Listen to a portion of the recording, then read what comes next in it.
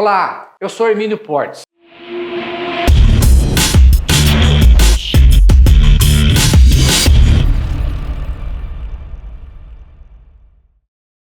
A liminar deferida pela 5ª Câmara de Direito Público do Egrégio Tribunal de Justiça atingiu ou não atingiu? Beneficiou ou não beneficiou todos os PCDs?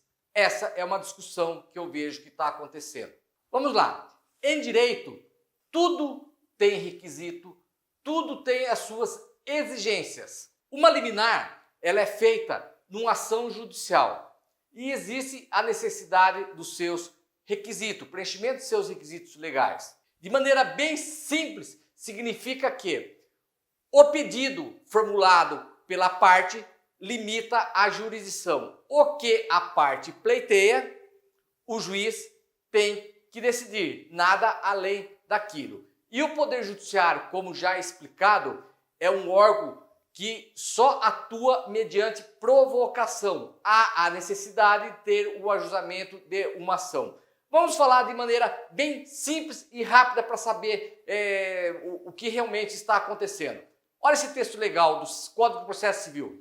O artigo 2º do Código de Processo Civil diz: o processo começa por iniciativa da parte e se desenvolve por impulso oficial, salvo as exceções previstas em lei. De maneira bem sintética, o processo se inicia por iniciativa da parte. Alguém tem que entrar com uma ação judicial, senão o juiz não poderá fazer nada. Vamos dar continuidade. O artigo 141 do Código de Processo Civil fala: o juiz decidirá o mérito nos limites propostos pelas partes, sendo-lhe vedado conhecer de questões não suscitadas a cujo respeito a lei exige iniciativa da parte. E aí vem aquilo que eu disse.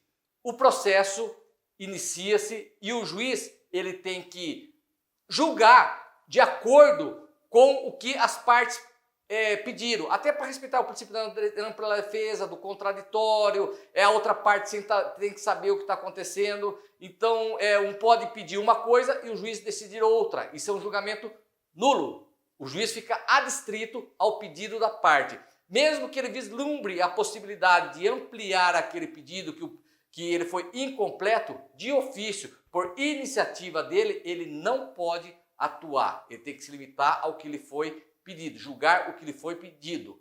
Vamos dar mais uma continuidade. O Código de Processo Civil, em seu artigo 492, fala: é vedado ao juiz, ou seja, é proibido ao juiz proferir decisão de natureza diversa da pedida, bem como condenar a parte em quantidade superior ou em objeto diverso do que lhe foi demandado. Então, novamente, todo esse dispositivo legais, em síntese, fala o seguinte: tem que ter o pedido, e o juiz vai julgar esses pedidos conforme eles foram solicitados, não pode ampliar. Fiz essa breve síntese só para explicar. Vamos lá. Foi definida a liminar pela 5ª Câmara do Direito Público do Tribunal de Justiça do Estado de São Paulo. A princípio, a ação civil pública foi ajuizada perante a 15ª Vara da Fazenda Pública do Fórum de São Paulo. O que dizia o pedido liminar? É esse pedido liminar que foi analisado. Tá? Vamos lá, vamos vê-lo. Bom, o Ministério Público pleiteou, diante do exposto, considerando que o IPVA já está sendo cobrado, para evitar-se dano maior para aqueles que poderão vir a ser isentos após a devida análise ou reanálise individual pela administração, requer o Ministério Público do Estado de São Paulo a concessão da tutela provisória de urgência para que seja determinada a imediata suspensão do pagamento do IPVA em relação aos contribuintes deficientes que tinham a isenção do recolhimento no exercício de 2020. Ou seja, os deficientes que tinham a isenção do recolhimento no exercício de 2020, até que a Fazenda realize a devida análise ou reanálise, esta com relação aos requerimentos já apreciados e indeferidos com base nas exigências normativas apontadas como inconstitucionais. Então, o Ministério Público pediu para que todos que fosse suspenso, todos os pagamentos, toda a exigência de pagamento dos IPVA de todos os deficientes físicos que tinham isenção em 2020. Esse pedido foi genérico. Por esse motivo, a liminar, nesse caso específico, ela atendeu aos interesses e beneficiou na suspensão do pagamento. Suspensão é uma coisa temporária, porque foi dada uma liminar, não é definitivo. Para todos os PCDs que tinham a isenção em 2020. Quem tinha isenção em 2020 não precisa pagar até que se decida essa liminar, o IPVA de 2021. Vamos ver o que a decisão, o que o tribunal falou. O desembargador relator Nogueira de Effenthaler, da 5ª Câmara de Direito Público do Tribunal de Justiça do Estado de São Paulo, a parte dispositiva de sua decisão consta o seguinte: 2. Defiro a antecipação da tutela com fundamento no artigo 1019.1 do CPC. Ao menos, a princípio, verifica-se que a nova exigência estabelecida pela Lei Estadual 17.293/2020 para a concessão da isenção do IPVA, qual seja a de que o veículo seja necessariamente adaptado para a situação individual de cada motorista, acaba por criar discriminação indevida entre os motoristas portadores de deficiência, em prejuízo daqueles que possuem deficiência grave ou severa, mas que não necessitam de veículo adaptado, em aparente violação ao princípio constitucional da isonomia.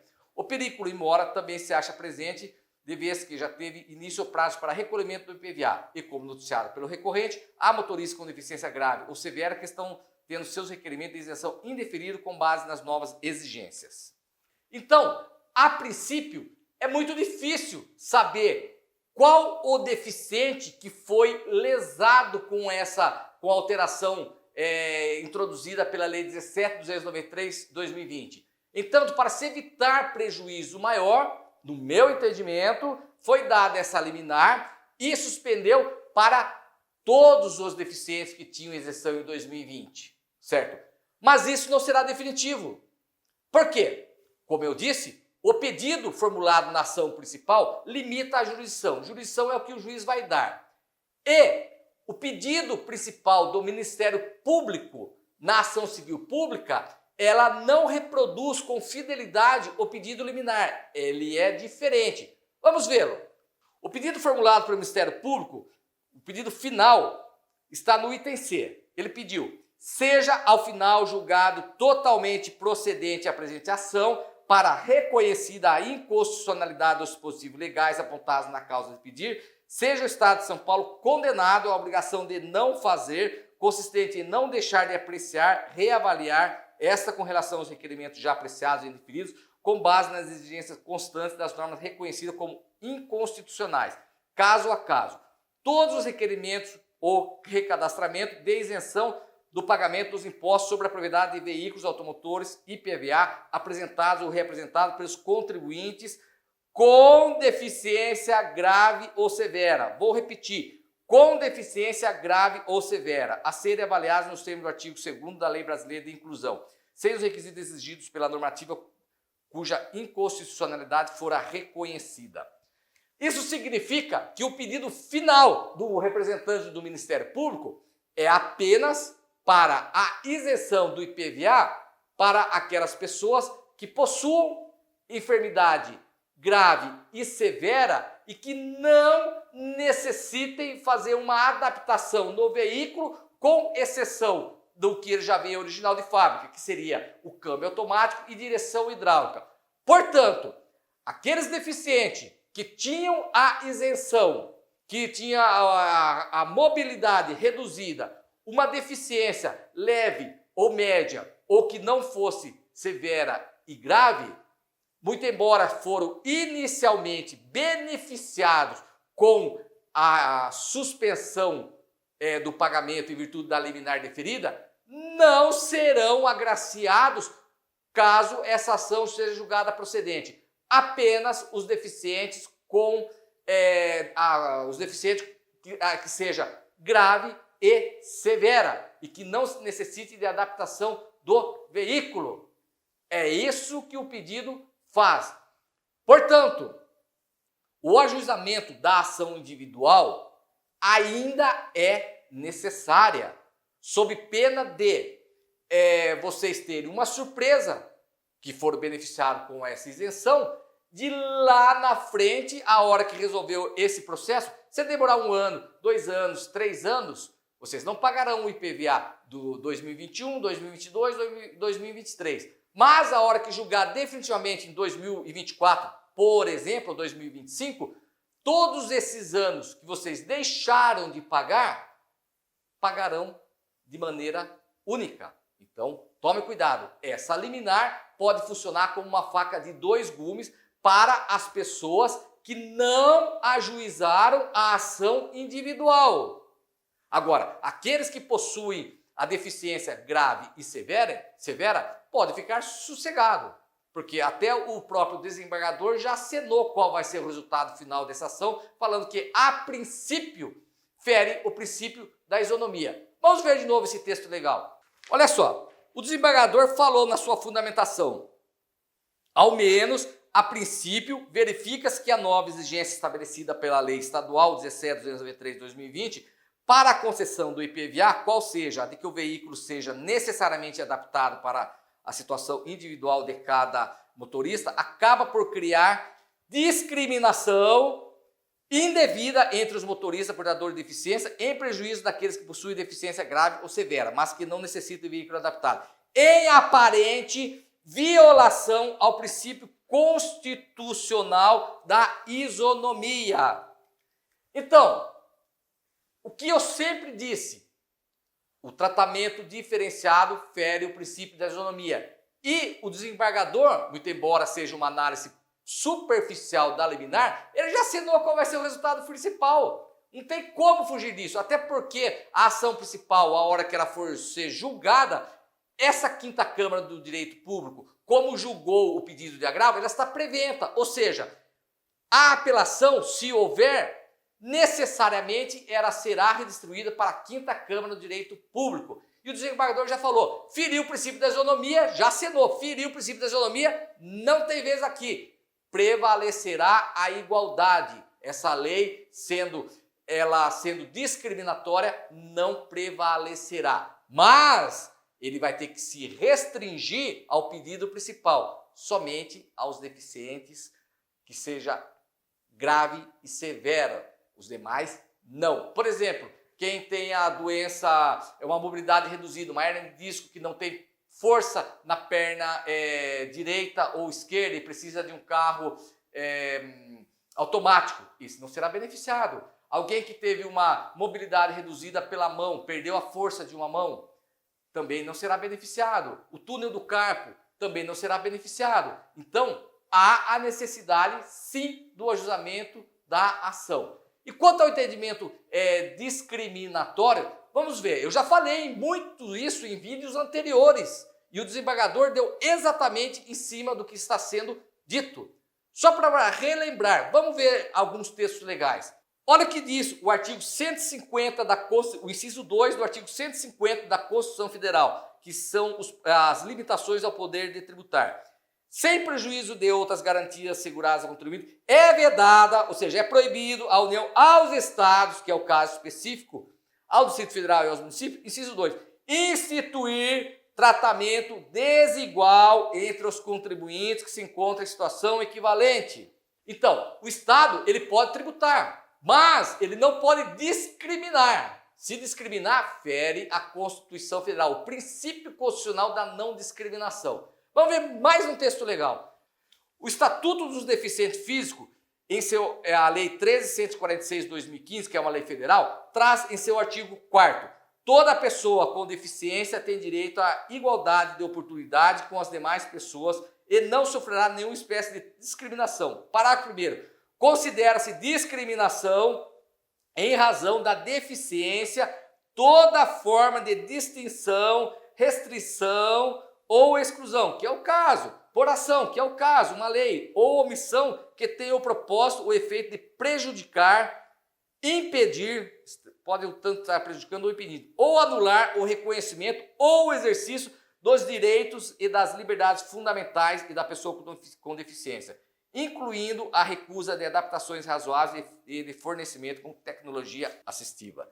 A lei federal, que é o Estatuto dos Deficientes Físicos, também resguarda a garantia a não discriminação.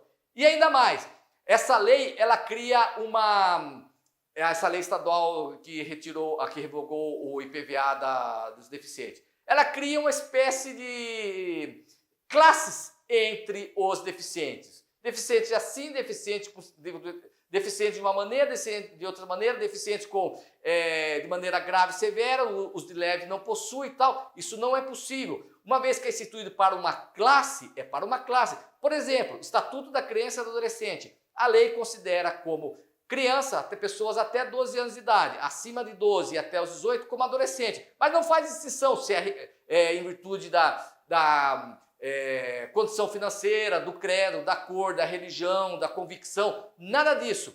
O Estatuto dos Idosos considera uma pessoa com mais de 60 anos de idade idosa, mas não faz qualquer diferença entre homem, mulher e tal. Todos são iguais. Lei da Maria Penha protege a mulher, mas não diz que é uma mulher que tem uma condição social ou cultural ou o credo de maneira diferente. Não pode haver essa distinção. E a mesma coisa em relação aos deficientes. Os deficientes também trazem a mesma situação. Deficiente é deficiente. E o que é deficiente? Deficiente vem explicado também no Estatuto dos Deficientes Físicos, no artigo 2º. Ali explica o que é uma pessoa com deficiência física. Vamos ver essa definição. Artigo 2º da Lei 13.146/2015. Considera-se pessoa com deficiência aquela que tem impedimento de longo prazo de natureza física, mental, intelectual ou sensorial, o qual, em interação com uma ou mais barreiras, pode obstruir sua participação plena e efetiva na sociedade em igualdade de condições com as demais pessoas.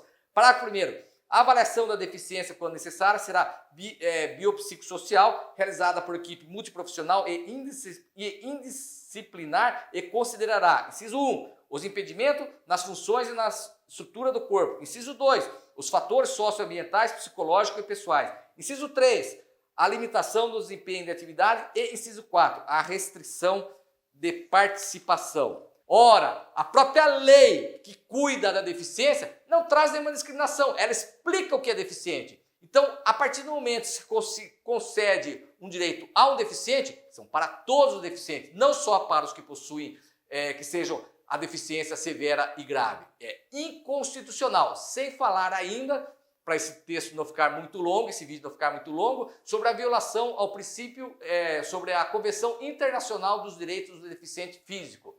Então, gente, exerçam o direito de vocês de maneira simples, bem concreta. No meu ponto de vista, a liminar deferida pela 5ª Câmara do Direito Público suspende sim a cobrança para todos os deficientes que tinham isenção em 2020. Tá? Mas o pedido principal somente abrangerá as pessoas com deficiência severa e grave. As demais não serão agraciadas. Isso significa que, muito embora vocês estarão com o benefício suspenso e não tenha a deficiência grave e severa, lá na frente, com o julgamento final, vocês terão que pagar o IPVA de todos esses anos que estava ocorrendo a suspensão. Essa liminar vai prevalecer até o julgamento final da ação principal. Por isso, é necessário o ajuizamento da ação principal. E algumas perguntas que eu vejo também nos comentários. Gente, quando começou isso, todo mundo perguntou, eu pago ou não pago, pago ou não pago, e não fez a coisa certa. Exercer a cidadania, correr atrás do seu direito. E alguns pagaram. E agora a pergunta fica só a seguinte, eu paguei, como que eu faço com a devolução? Gente, parem de se preocupar com a situação individual de vocês e exerçam o direito que vocês possuem. Se a princípio vocês tivessem procurado a maneira correta, exercer o direito, ajuizar a ação, do meu ponto de vista, também é muito facultativo, ajuiza quem quer. Mas eu, se fosse deficiente, teria ajuizado. Assim como qualquer direito meu que seja lesado, eu vou buscar a reparação pelo Poder Judiciário, que é a última trincheira que a gente tem para restabelecer esse direito. Como, aliás, sempre disse, constantemente a gente verifica que isso acontece. É o Judiciário que restabelece o direito lesado. Agora, aquela pessoa, já teve um problema, pagou o que não precisava pagar e agora passa a ter um outro problema. Eu quero devolver, quero o dinheiro de volta de uma coisa que eu não precisaria ter pago. Ora, se tivesse feito a coisa certa, nada disso teria acontecido, certo?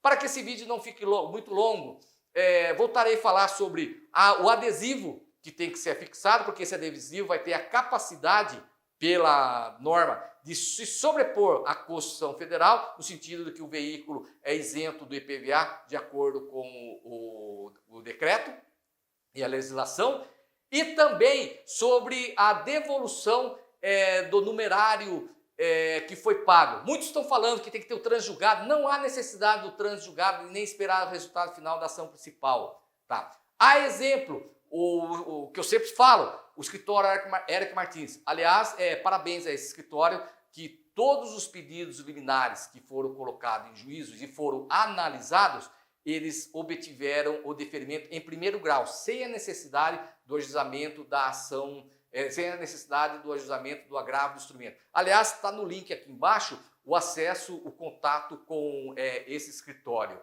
Então significa que eles acharam o caminho para restabelecer esse direito. E lembrando, discute-se muito nessa ação, que em poucas eu vi sobre a desnecessidade de colocar o adesivo, porque é um ato fechatório. Inclusive viola até a segurança das pessoas com deficiência, porque qualquer pessoa que esteja com má intenção, eventuais assaltantes, bandidos, a hora que verificar que um carro pertence a uma pessoa com deficiência, certamente ela terá muito menos resistência do que uma pessoa que não tenha a deficiência. Então, na realidade, passa até a ser um chamariz, sem falar do ato fechatório, que esse adesivo não tem nenhuma outra função que não seja essa. Tá? E também é a única ação, essa eu ouvi em várias outras petições iniciais, mas é a única ação que discute que o carro original de fábrica, com câmbio e direção hidráulica, atende sim à necessidade dos deficientes físicos. Então, portanto, vou encerrar esse vídeo e farei outros dois a respeito do adesivo e sobre a devolução do numerário, que não há necessidade de se aguardar o trânsito e julgado dessa decisão. E como será o procedimento? E o escritório Eric Martins, PCD, já está fazendo os respectivos pedidos a partir de segunda-feira, conforme eu tive a oportunidade de conversar com o corpo jurídico desse escritório. Bom, se esse vídeo for útil, por favor, compartilhe, me sigam nas redes sociais, se inscreva no meu canal, que é inteiramente gratuito e é o único modo que eu tenho para ajudar as pessoas a levar a informação que seja necessária. Até a próxima, fiquem com Deus.